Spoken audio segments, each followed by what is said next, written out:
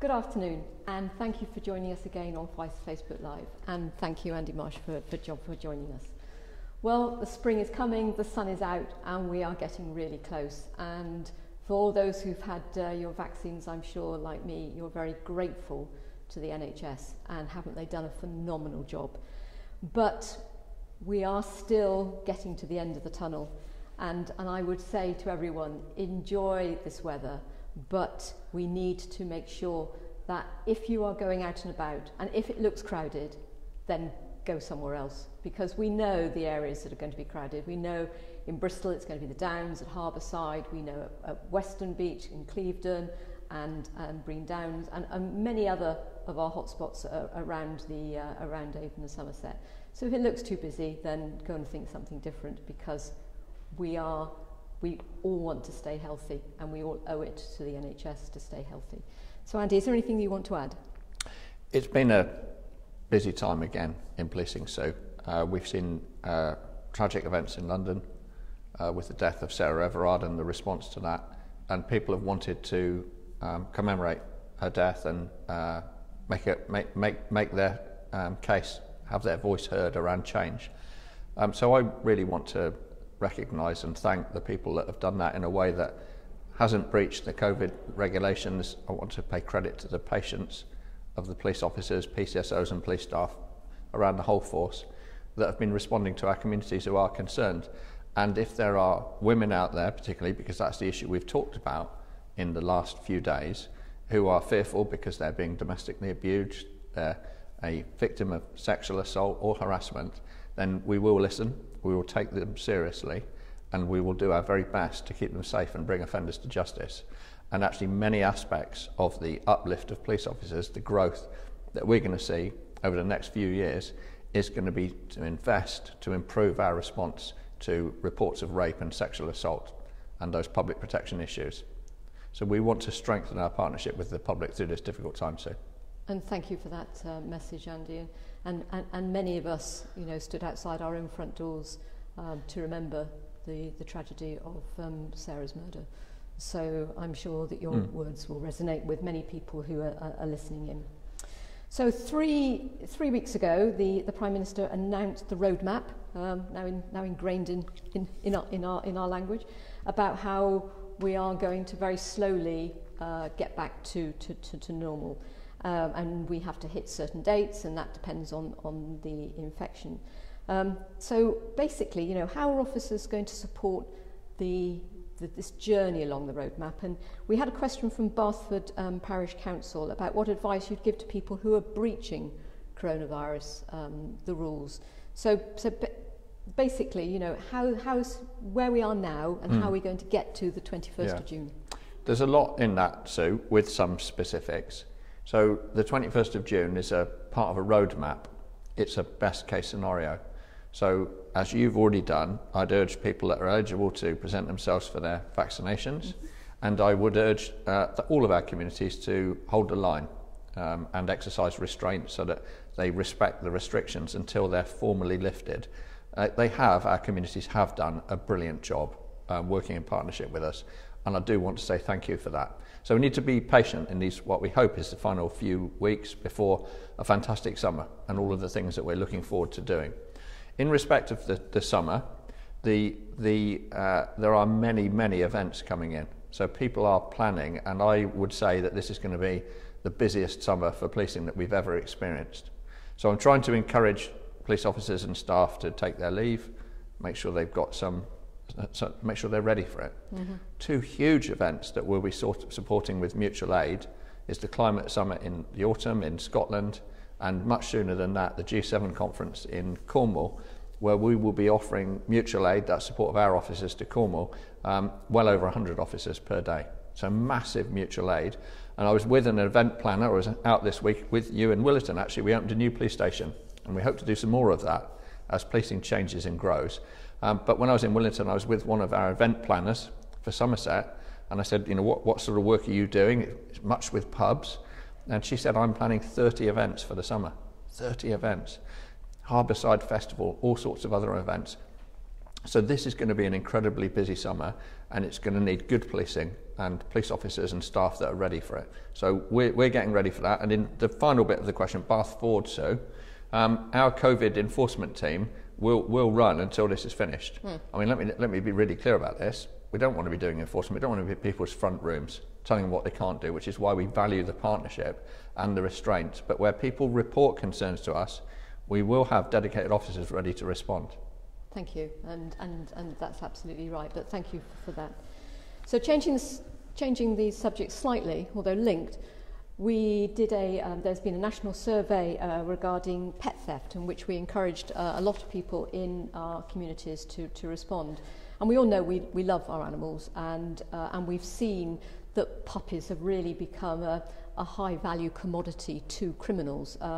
And so what advice would you give to local people who are concerned about the potential pet thefts in their area?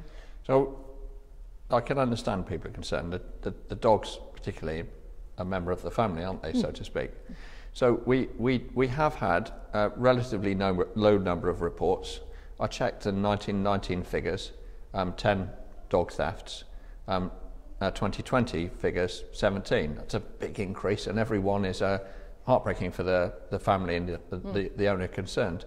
So I want to have a sense of proportion there. It's not a huge issue, but it's an issue that has grown as the price of the dogs has gone up significantly.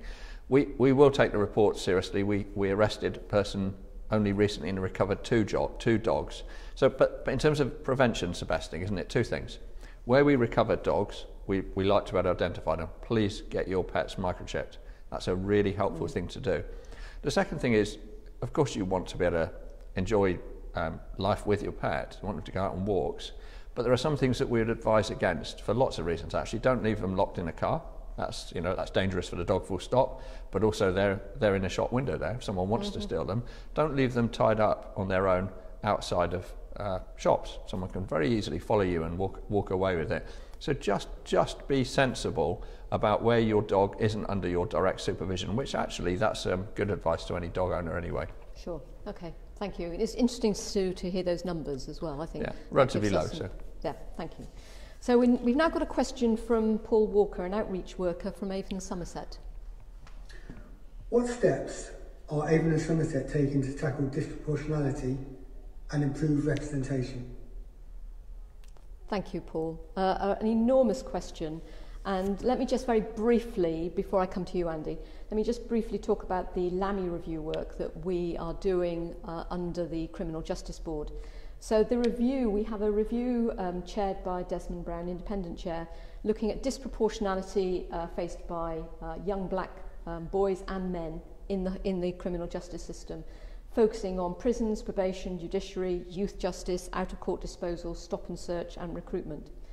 And the findings will be published later in the spring. So I also implemented in 2017 the Scrutiny of Police Powers panel, who we heard from at the last Facebook, made up of local people examining the police use of force and actions and publishing its actions on recommendations. And in the vast majority, praising the police for what they're doing. But where they don't think that where they think it could have been done better, making sure and working with the constabulary so lessons can be learned. But Andy, you know how big this subject is. What would you like to add? Well, we could have a long debate. In fact, we are having a debate later in a different channel. So Paul asks about representation, and you'll have guessed, those watching it, that Paul actually works for the constabulary. And I remember the first day that I met Paul. It was on a vigil. We've talked about a vigil today around Sarah Everard.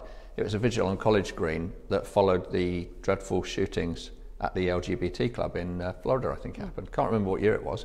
But Paul and I were engaged in a conversation about what was good about policing and what needed improving. And I said, Paul, come and join us. And I'm really pleased to say that Paul did come and join us.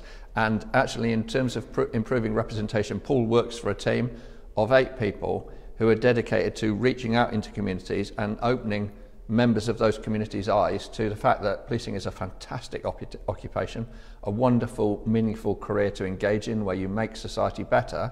And if there are things that we're unhappy about with trust and confidence, then the best way to make a difference is to change it from within. And Paul did that. He showed courage.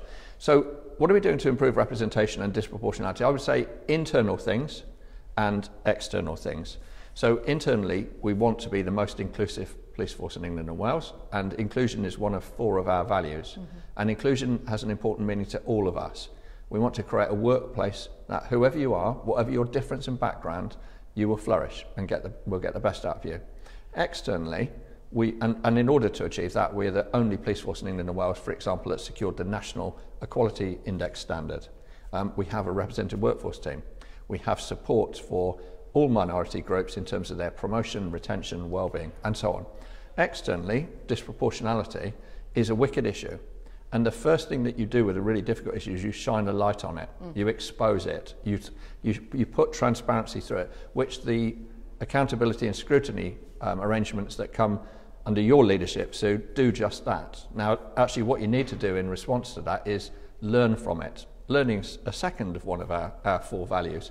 So we are on a long journey of improvement to understand the reasons for disproportionality and to do the things that make the difference. For example, when that scrutiny panel was set up, only 70% of stop searches were recorded on body-worn video. Now it's over 95%. We'd obviously like to move to 100, that's what we do. There's so few cases now that aren't, we can individually ask the officer why they haven't done it. 17% of our stop searches, all of them, come under some independent scrutiny outside of their line management. And we're doing lots of training around cultural competence and cultural intelligence as well. So we're doing an awful lot, Sue, and we're on an improving line, but this is going to be a generational improvement that we're signing up for. Yeah, thank you, Andy. And it's absolutely making sure that you are changing within the service and making sure that we take our communities with us so that transparency, that they can see that change. So and I make an appeal. We want to provide the best possible services, outstanding services for everyone. And so I make an appeal now to our communities, certainly from Black, Asian and minority ethnic communities, that actually perhaps don't fully trust what we do. Get involved, come and join us. We've got lots and lots of jobs, lots of roles, even working, for example, on custody visitors with you, independently scrutinising what we do. So you've heard it from the Chief. If you want to get involved, come inside and work with us to be able to make this change. So thank you very much, Andy, and thank you for those of you who've tuned in. This is my last Facebook Live in asking the questions to the Chief Constable. There is an election in May for the next Police and Crime Commissioner, which I'm not standing for. I know many of you have told me how valuable you find this, and there aren't many venues that we can talk about the issues that we've talked about today. So until we can get to the end of the tunnel and that we can get to a normal life, please take care, please be careful, and thank you.